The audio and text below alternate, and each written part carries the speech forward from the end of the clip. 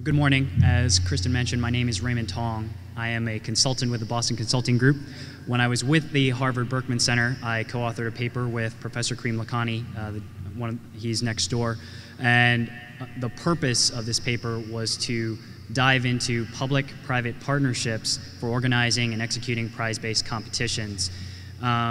So just to give you an outline of what I'm going to talk about, go over a brief introduction, a little bit about what's inside of that paper, and then hitting some of the highlights. So we did interview several agencies that are conducting their own prizes that are using public-private partnerships. And what we did is we tried to look for some patterns, some frameworks that would emerge to help guide your thinking in assessing, I want to do a prize, does a partnership make sense, and how to go about it.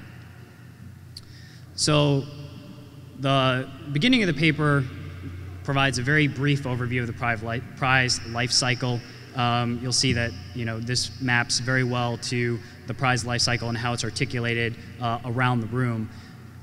I'd like to focus less on the density of what's in there. So there are various stages. Within each stage, there are a lot of activities.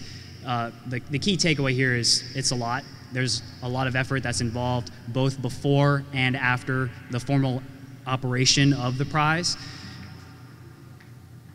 But you don't have to do it by yourself. That's really the key takeaway here. There are a lot of prizes out there where they use partnerships to help amplify the prize, and I think a lot of agencies have been very successful using that. Another key point of this is partnerships can enter the picture at any phase. It's not something that you think about once and then you never think about again. I think it's an iterative process where new opportunities will emerge and you may identify, oh, you know what, we could really use a boost in participant recruitment. Is there opportunity to partner with an organization to help us identify more participants than what we're getting right now?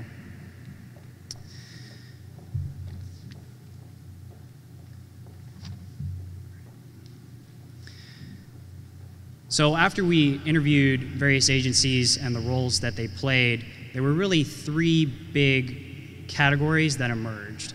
And when I go through these, I know it will sound like these are three distinct roles, as in you're either a host, you're either a coordinator, or you're a contributor.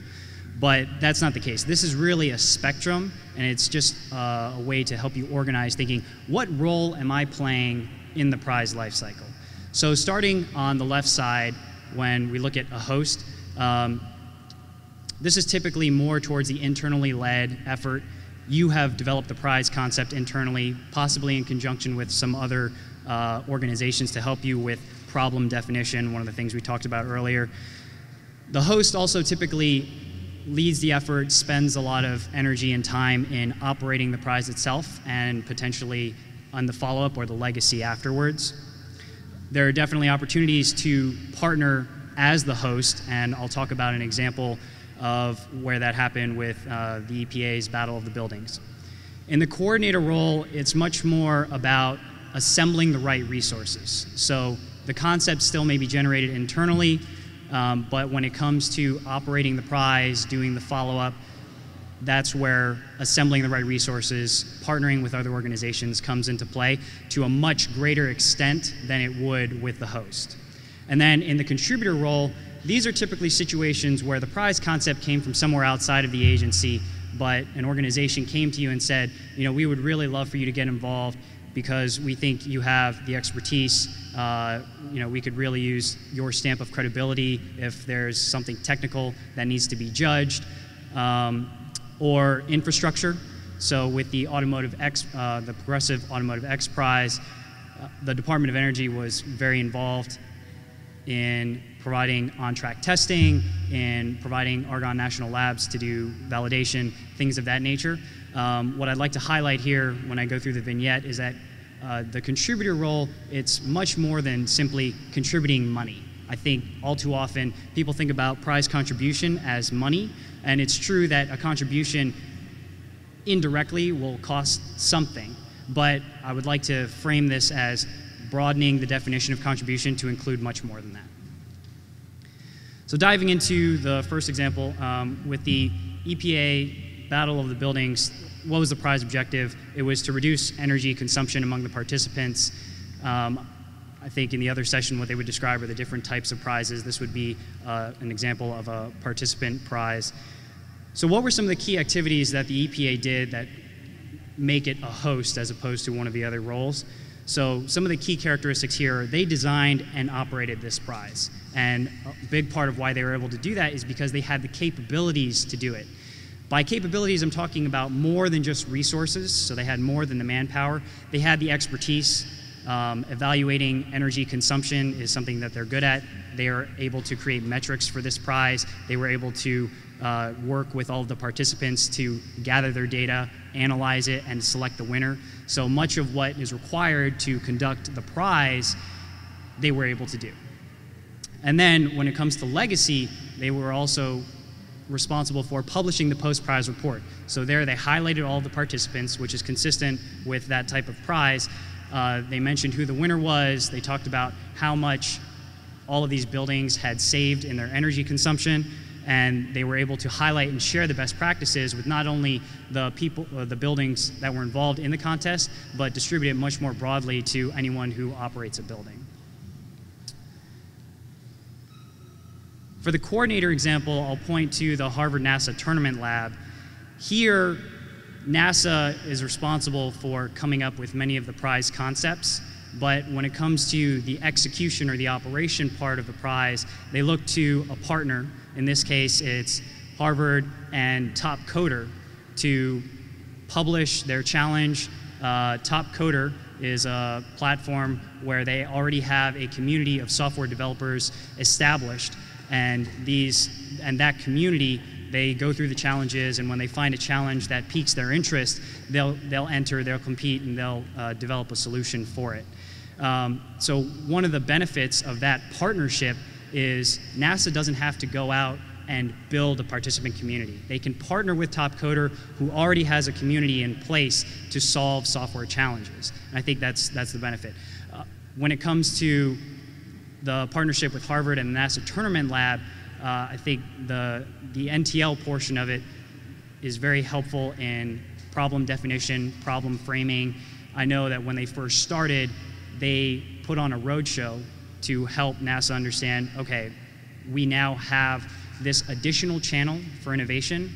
Let me tell you how it works and how it can help you, because just because you establish a channel, use prizes as an additional channel for innovation, it doesn't mean that your agency is just going to pick it up from day one. There's a lot of education that has to go on to help them envision how to use it. So some of the key coordinator activities when you're in this role, you're identifying and structuring challenges in conjunction with other parties. You might administer the challenge through a third-party platform. In this case, it was Top Coder. And then you'll also work with partners to document the lessons learned, because if this is on an ongoing basis, you want to make sure that you have a feedback mechanism to understand, okay, we executed this challenge. Not only what are we going to do with the solution that we bought, but what can we learn from those experiences, and how are we going to feed that back into our challenge definition cycle, so that way we're constantly improving on how we do things. For the contributor example, I'm going to point to the Progressive Insurance Automotive X Prize. This was already brought up earlier. The point of the prize was to develop some production-capable vehicles that exceeded 100 miles per gallon. The key contributor activities, and there were multiple agencies that played a role as contributors in this prize. So one was the Department of Energy funding on-track tests at Michigan International Speedway to gather vehicle performance data. They also developed the data gathering aspect of it. So they also provided, as I mentioned earlier, the technical validation at Argonne National Laboratories. There were some other entities involved in developing the prize rules. I want to make sure I give the appropriate credit to the National Highway Traffic Safety Administration. And then the EPA, because of, again, tying back to their capabilities, they were well equipped to help establish selection criteria around fuel economy and emission metrics. That's kind of the crux of the prize. You have to, how do you know that you're hitting 100 miles per gallon equivalent? Because I don't think this was just sheerly looking at fuel consumption. probably also included some electricity components as well. Okay. So now that we've talked about the various roles, I'd like to just provide a framework for how to identify and select the right partners for the right activities. And this framework applies more when you're in that host or contributor role, where the idea, it starts internally. And then I think the next step is to say, all right, we have a prize concept. What are we as an agency prepared to contribute? Another way of putting it is, what are we good at? What I would like to add on to that, having thought about that over the course of today, is it's not just what are we good at now, but what do we want to be good at in the future? So for example, if challenge, scope, and definition is something that is very new to you, I think that's a capability that you want to develop over time. So even though you may not have the expertise to do it now, are you setting yourself up to develop that expertise internally so you can do more of that on your own in the future? So once you've identified what are we prepared to contribute, given how the prize life cycle is structured, what are the other activities that are left uncovered? And I think those present opportunities for partnership. And then there's another piece that says, what are the right types of partners to utilize? And here I present 3 types. There are sponsors who typically contribute financially. There are paid vendors, someone that you will contract with to perform a specific function or provide a specific service. And an alternative to the paid vendor is the unpaid collaborator, where someone will join with you because your mission objectives are similar to their mission objectives, and they are willing to fund, say, operation on their own and help with that.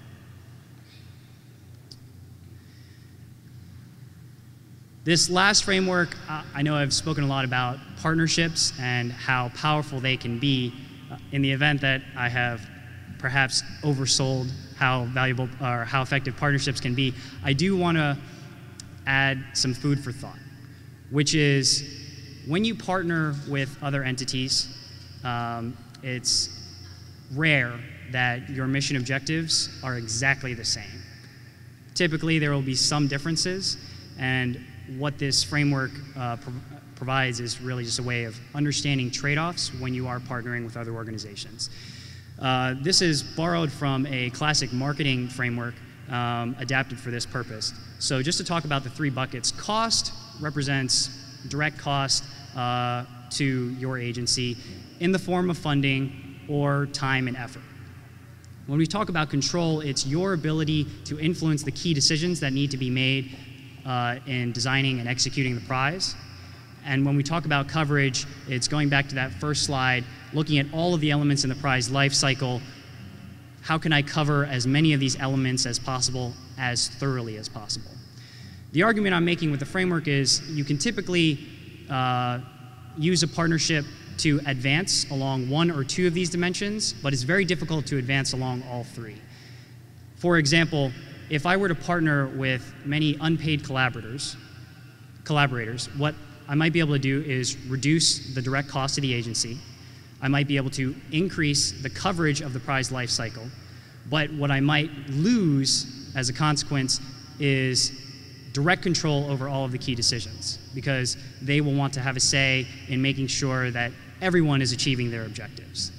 I think similarly, if control was the primary element you're concerned about and you want to maintain it, to have the same amount of coverage, then you might have to increase, say, the number of paid vendors that you use, which would increase the cost to your agency.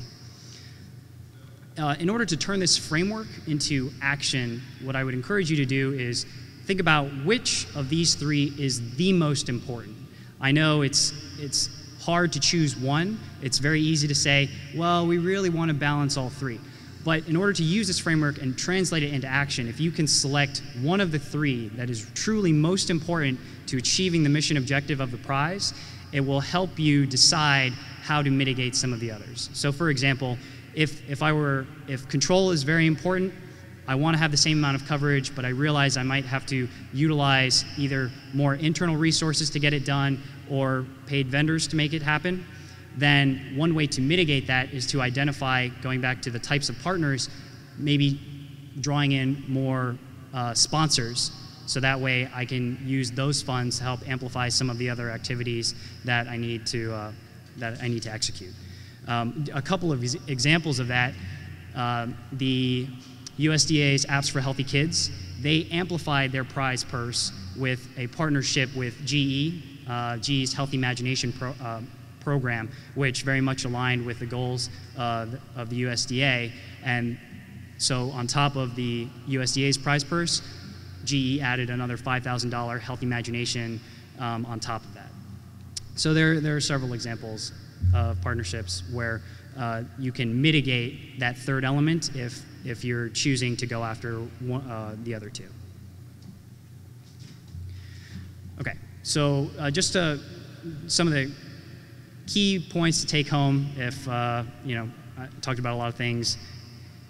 Partnerships allow agencies to execute the prizes without having to do everything internally. I think it is the first big takeaway. The second takeaway is opportunities exist to partner despite what role you might be playing. And talking about the iterative nature of it, the opportunities to partner may arise throughout the prize life cycle. And then lastly, the systematic approach to identifying what partners do I need to do which activities will help you be focused in that effort, because I think it's easier to spend a lot of time and effort saying I need a partner, but not knowing exactly what you need them to do can be a huge time sink. And then the add-on to that is the trade-offs inherent in partnerships. It's not a huge concern, it's just food for thought when you partner, that you have to make sure that it's truly a collaboration. It's not, I'm going to do this, you're going to do that. Typically what we've seen through the vignettes that we studied in this paper, it was much, much more collaborative, where it was very much a team-based effort.